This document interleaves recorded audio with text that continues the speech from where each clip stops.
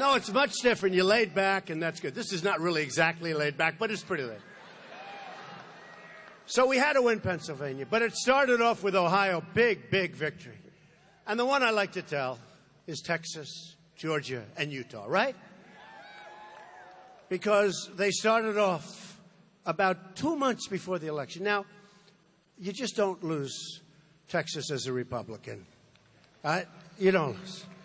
And you don't lose Georgia, and you don't lose Utah. I don't think Utah's ever been. Jeffrey, has Utah ever been lost? Just keep saying what you say. You know what he says? He's like Ronald Reagan. That's all he has to say. It's good. Donald Trump is like Ronald Reagan. We love you, Jeffrey. This guy takes such abuse on CNN. Do we love him? I hope he's getting paid a lot of money because he deserves it, believe me. But it's sort of incredible. But what happened is they're saying Texas is in play. Texas is in play, right? Is that Texas? I said, Texas has never been in play. And then I go to Texas, I make a speech, and we have an arena that's bigger than this one. It's packed, 10,000 people outside. And I say, how can it possibly be in play? But you saw it, right? So they say Texas is in play. Then they say Georgia. Now, Georgia, we're supposed to win by a lot. And they have me even, right? And then they say Utah. And in Utah, they have this character. I never saw a guy like this. No, I never saw a guy like this. This guy was, like, horrible.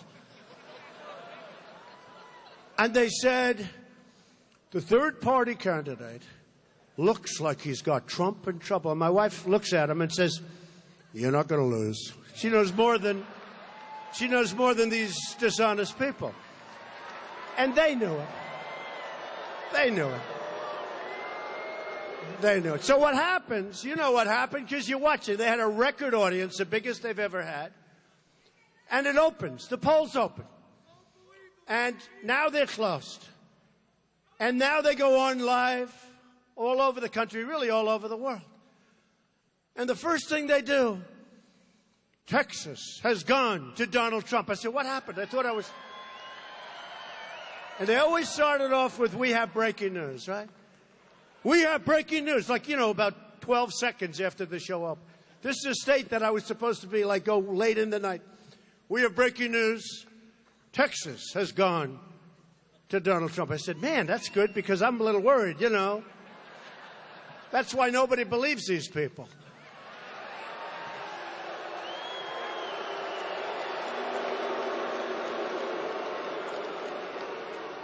Then about 12 seconds later, we have breaking news. Georgia has gone to Donald Trump. Right? Then again, now in my state of Utah, I love Utah. And I couldn't believe that I was tied with this guy. This guy. Nobody ever heard of him. Nobody. And he was saying, if he wins Utah, he thinks he can win the whole thing. I don't understand what we... I'll tell you, what he could have done is if he won Utah, except that we won by so much, he could have stopped us from appointing Supreme Court judges. That's what he could have done, all right? Bad, sort of a bad guy. So I watch this guy, and I hear that basically I'm tied in Utah. And the third one, they go, we have breaking news. Utah has gone to Donald Trump. Thank you. Oh.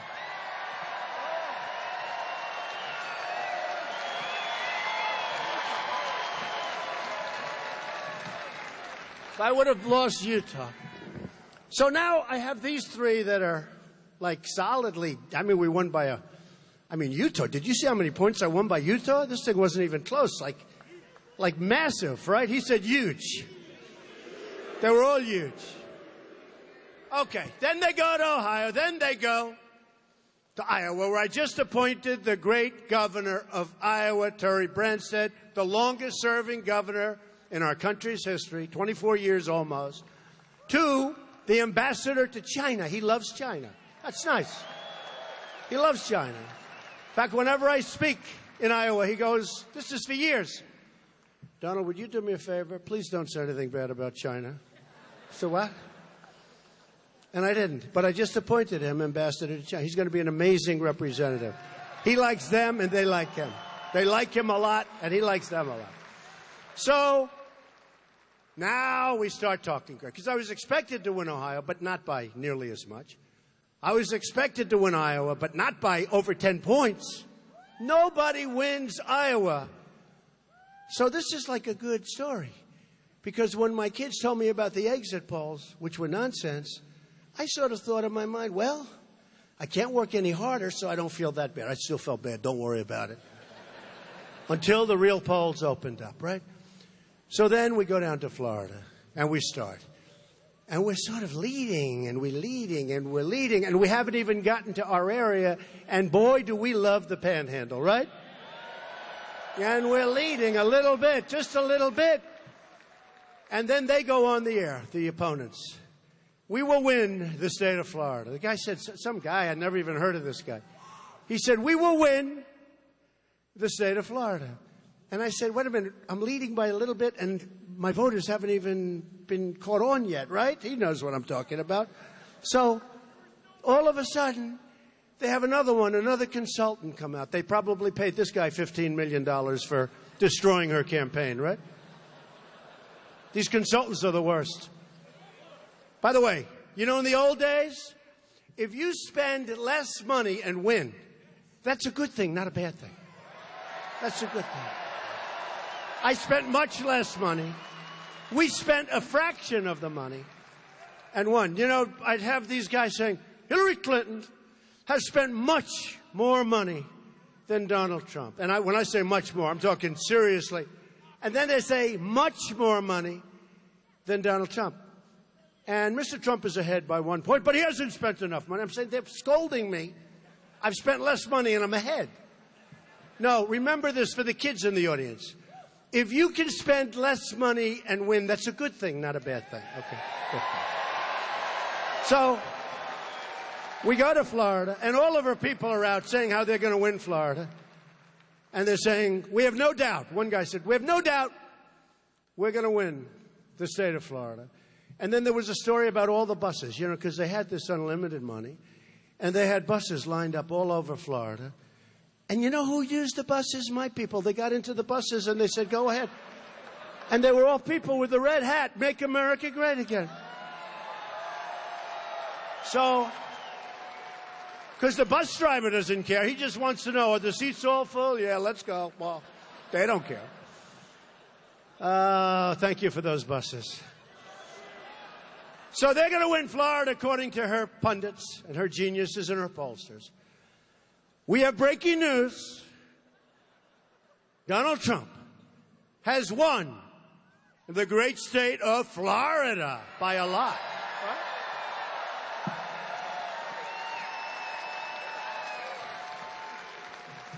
Then the same pundits get on. And I could tell you, because I had a great conversation with President Obama. And I said to him, no. Although this foolish guy, Josh Earnest, I don't know if he's talking to President Obama. You know, having the right press secretary is so important, because he is so bad the way he delivers a message. He can deliver a positive message and it sounds bad. He could say, ladies and gentlemen, today we have totally defeated ISIS, and it wouldn't sound good, okay? All right? I have a feeling they won't be saying it, but I know we will be saying it.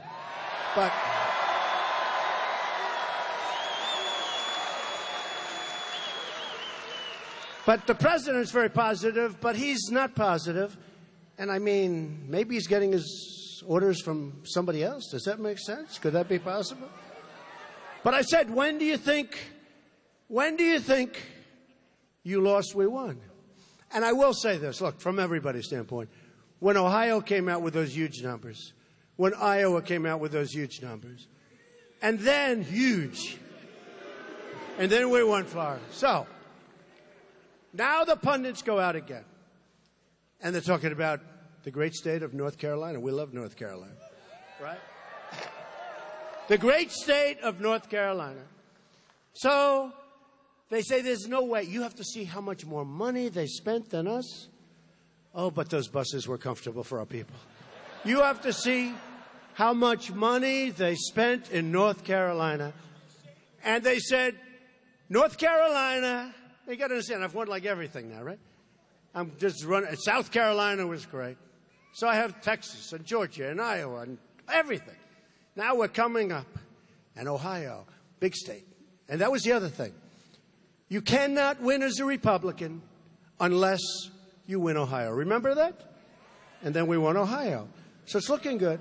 Then we won Florida. But North Carolina was our firewall. Remember they said, nope, you can't win North Carolina. Ladies and gentlemen, we have breaking news. Donald Trump has won the state of North Carolina.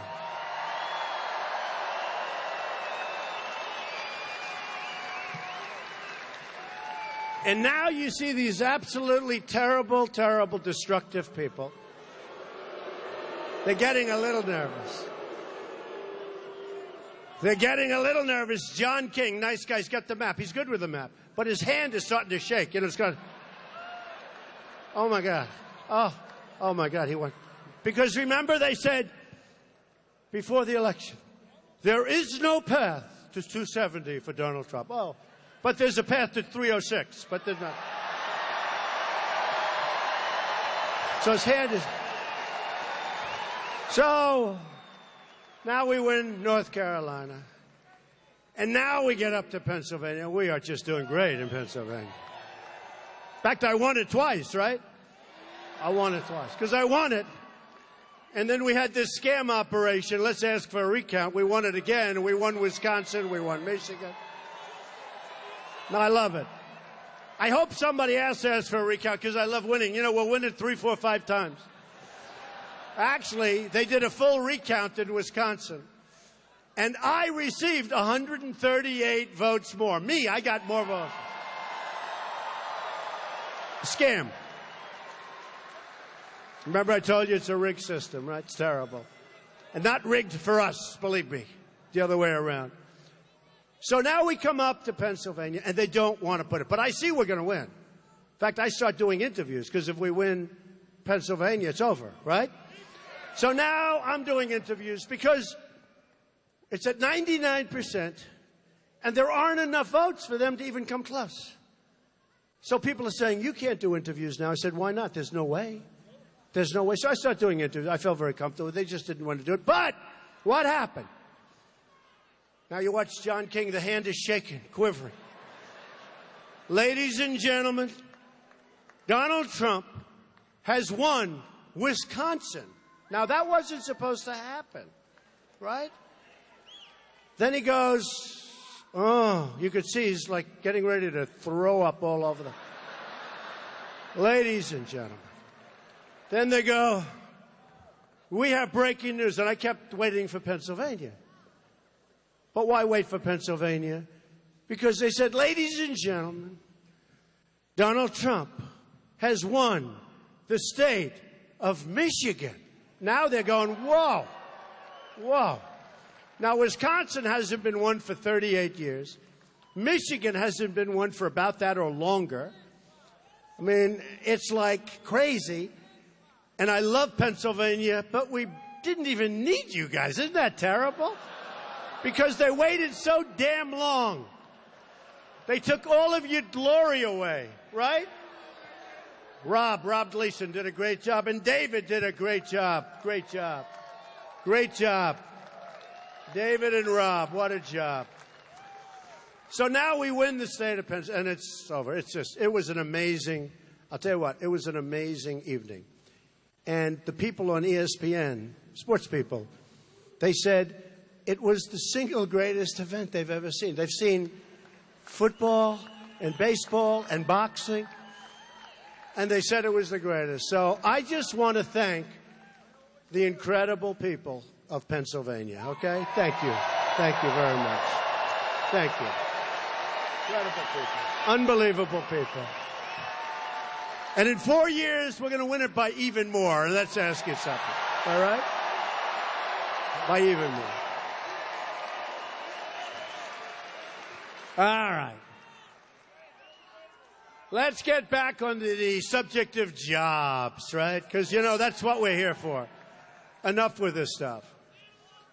For years, the jobs and wealth have been ripped out of your state and ripped out of our country like we're a bunch of babies.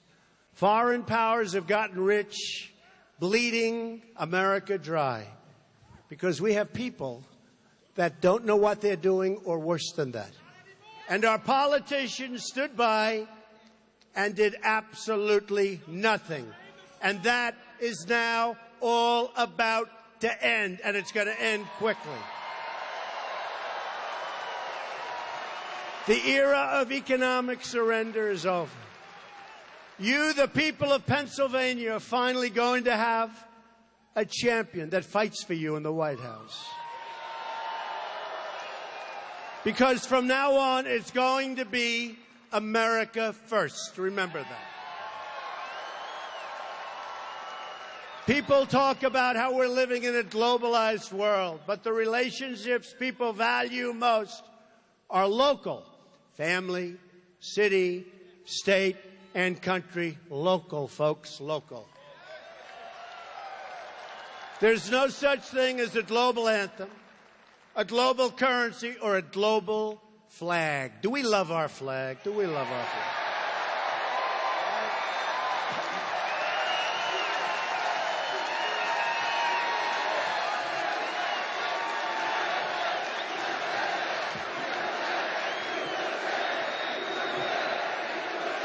We salute one flag, and that is the American flag. And we're going to make sure the American flag gets the respect it deserves, all right?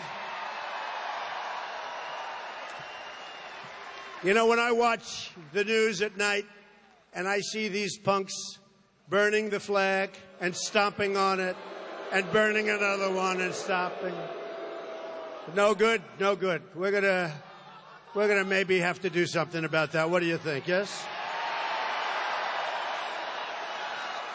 Patriotism will be celebrated in our cities.